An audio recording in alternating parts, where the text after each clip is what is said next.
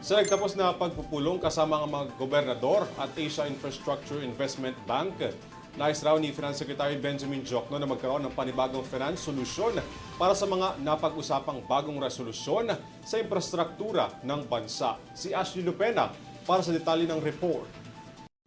Binigyang diin ni Finance Secretary Diokno ang mga pangangailangan para sa makabagong financing solusyon upang suportahan ang mga bagong proyekto. Tinalakay sa flagship event ang koneksyon at epekto nito sa kalakalan at pag-unlad ng ekonomiya. Hangad din nito na mabanggit ang mga halagang papel na ginampanan ng Multilateral Development Bank sa pagpapadali ng koneksyon ng mga nais magnegosyo sa buong mundo.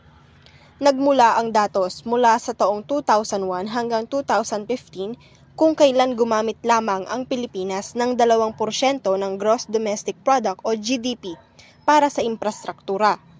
Mula sa matagumpay na Build, Build, Build program, ibinahagi ng kalihim ang plano ng Administrasyong Marcos sa pag-unlad ng infrastruktura sa pamamagitan ng Build Better More program. Itinatag ang PPP Act upang magkaroon ng isang matatag na balangkas ang Public-Private Partnership Legal Framework at pagandahin ang polisiya ng Pilipinas upang magkaroon ng climate resilient infrastructure development sa bansa. Sa kabilang banda, sinigurado naman ng kalihim na magkakaroon ng matagumpay at dekalidad na pagpapatupad ng mga proyektong pang-infrastruktura sa ilalim ng mga bagong programa.